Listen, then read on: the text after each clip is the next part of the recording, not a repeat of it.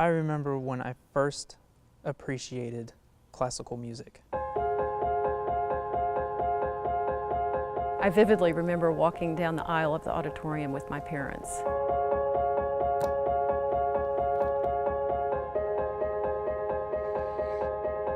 I remember the first time I held a violin. I remember seeing my son play with the Wichita Falls Symphony. I remember sitting in rehearsal. I'll never forget the anticipation and the excitement of getting all dressed up to go to the symphony with my parents. I remember on opening night dressing up in a tuxedo and coming to the symphony.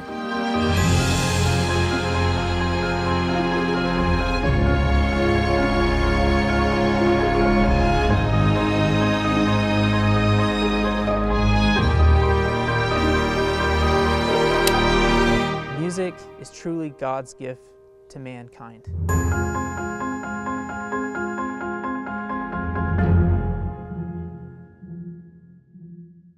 The value of the Wichita Falls Symphony to this area, to Texhoma here, is priceless. There's no other entity that could fill this space if we did not have this wonderful orchestra.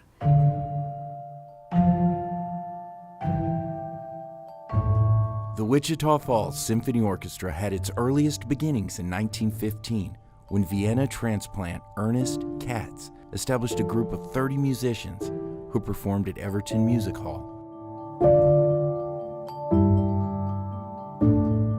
It was not until 6 years later, in 1921, that Katz was able to organize the first fully fledged orchestra in Wichita Falls.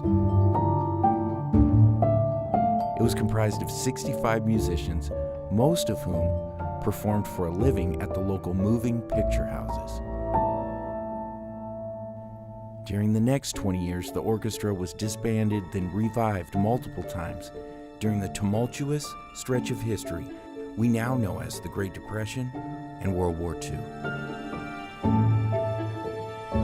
While hardships were felt around the world, the light and passion for music never fully died in Wichita Falls.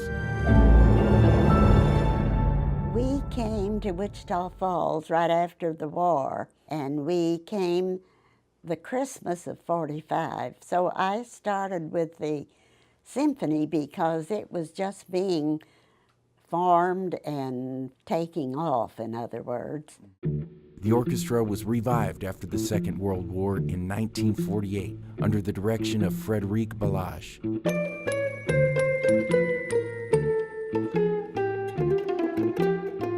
Under Balage, the Wichita Falls Symphony Orchestra became the 10th orchestra officially established in Texas. People were anxious to help with this. So the whole thing just sort of worked out well.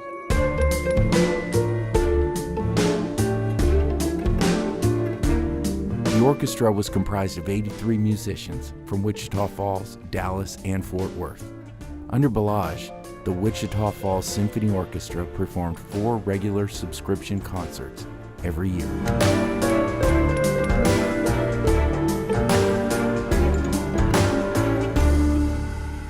We just had good people, we had good musicians, and much of it comes through having the Symphony League, Women's League. The Wichita Falls Symphony Women's League was formed in 1952. Along with helping sell annual subscription tickets and program advertising, the league also hosted a glamorous annual ball at the Wichita Falls Country Club to help raise awareness and funds for the Wichita Falls Symphony Orchestra.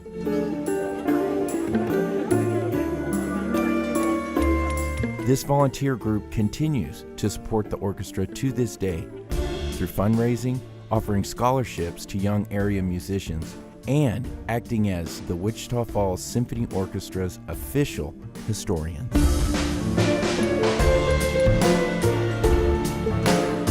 The black tie and the symphony ball, just it was the highlight. It was so wonderful to the opening symphony in October, and then you had the ball in December. It was just marvelous. Great memories. Also in 1952, the Hungarian Dr. Erno Daniel took the reins as the orchestra's next musical director and conductor. Under his 8-year tenure, the orchestra saw great progress, including 3 world premieres and a European broadcast in Stockholm, Sweden, that aired sections of the Wichita Falls Symphony Orchestra's concert on Swedish national radio. Dr. Walter Charles took the helm of the orchestra following Dr. Daniel's departure in 1960. Before ending his brief tenure in 1964, Dr. Charles led performances with Benny Goodman and operatic sopranos Nadine Connor and Eleanor Stieber. 1964 began what would become a 20-year tenure by the orchestra's 5th musical director, conductor, William Hurst Boyer. Under Boyer's leadership, Tex Omens were treated to a host of international talent. For his first concert, he led the internationally acclaimed pianist Van Cliburn, who returned for an encore performance 5 years later.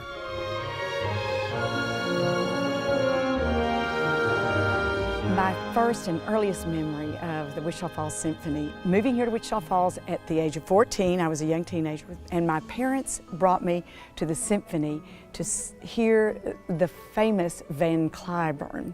Van Cliburn. That's it, Van Did Cliburn. he come here? 2 times. Wow. What was he like in person? Was he in? He talked and talked. He was not in a hurry at all, and at the time I probably didn't realize how important he was or who I was visiting with, but I certainly do today.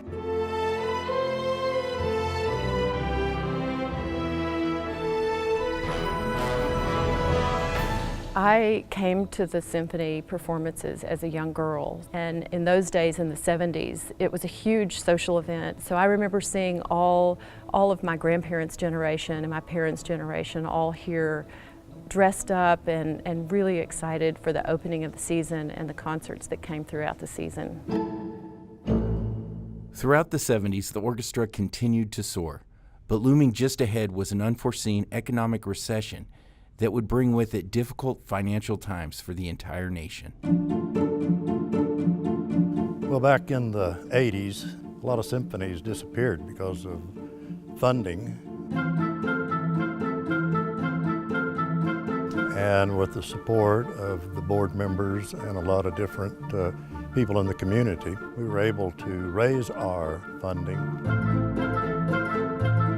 Through the passionate fundraising efforts of this community, the Wichita Falls Symphony Orchestra played on. Washington State native Theodore Plute was ushered in as the new musical director in the spring of 1986, a post he held through the 1994-1995 season. His first concert, which included artillery from the U.S. Marine Corps Reserves for the 1812 Overture, set the stage for a 10-year run, rich with special guests and highlights.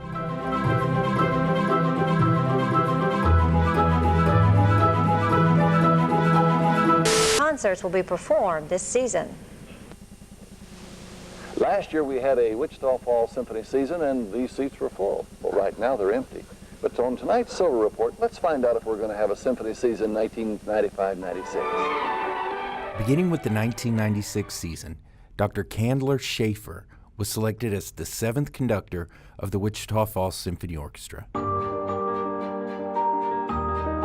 During his tenure, Dr. Schaefer drew on rich local musical talent in Wichita Falls and the Metroplex, including 2 of the orchestra's most important advocates and benefactors, Mrs. Aurora Bolin and Mrs. Dale Prothero, who originally joined forces with the orchestra in 1968 and performed multiple times before returning to the stage together for the season opener in 1999.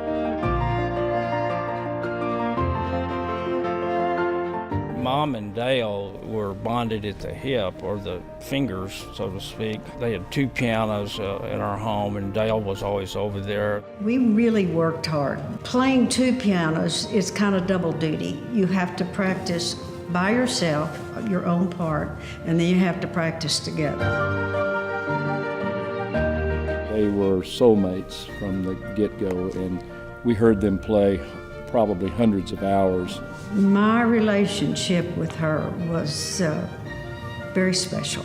Dr. Schaefer completed his 20th and final season with the orchestra in spring of 2016. And after an international search, a new musical director, Dr. Fuad Fakari, will lead the 2017 season and beyond. The future of the symphony. Well, I think we're off to a great start with Dr. Fakuri. He's already made tremendous impact on our season this year, and he has different ideas about how to bring in new artists.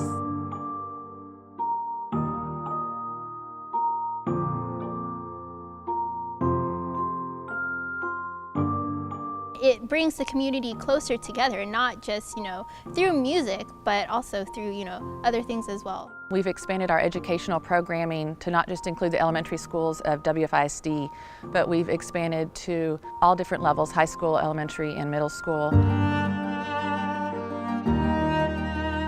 Many of our students don't get to travel to the Dallas-Fort Worth area, so to have this professional orchestra right here in our community where they can drive 5 miles down the road, get a student ticket, and come see a professional performance, that is just an amazing opportunity that I'd ever hate to see leave our community.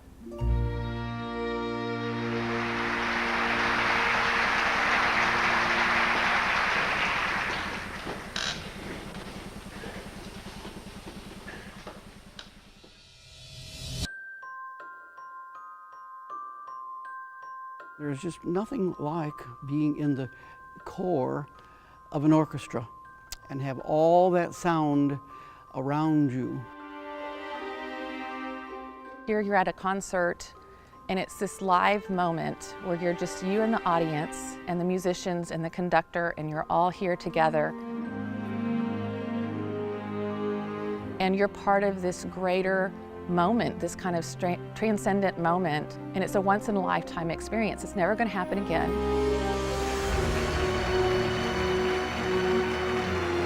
It was, oh my God, it was such an exhilarating experience. And I just, as I performed with them, I just kind of cried because it was just so beautiful. And you know that you're part of something bigger than yourself. It's a beautiful thing.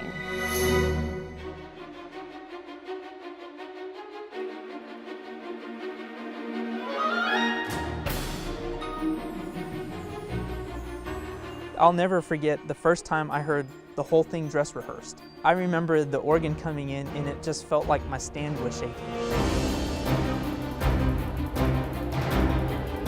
As loud and as powerfully as they can, the orchestra's doing the same thing, and then you have an organ that comes in over it and it just fills the whole place.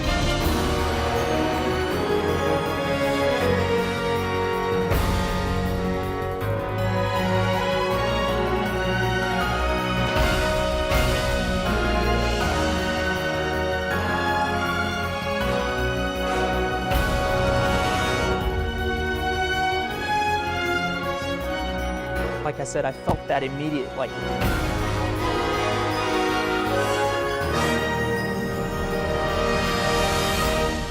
I can't believe this. This is the craziest thing I've ever been a part of. I'll never forget that.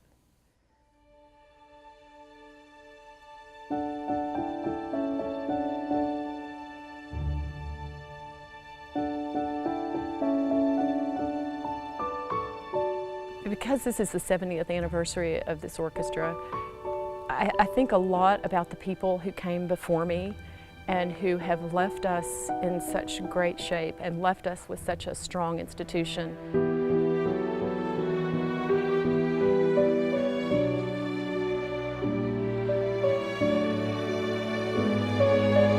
I'm proud of the whole activity and the whole organization of it.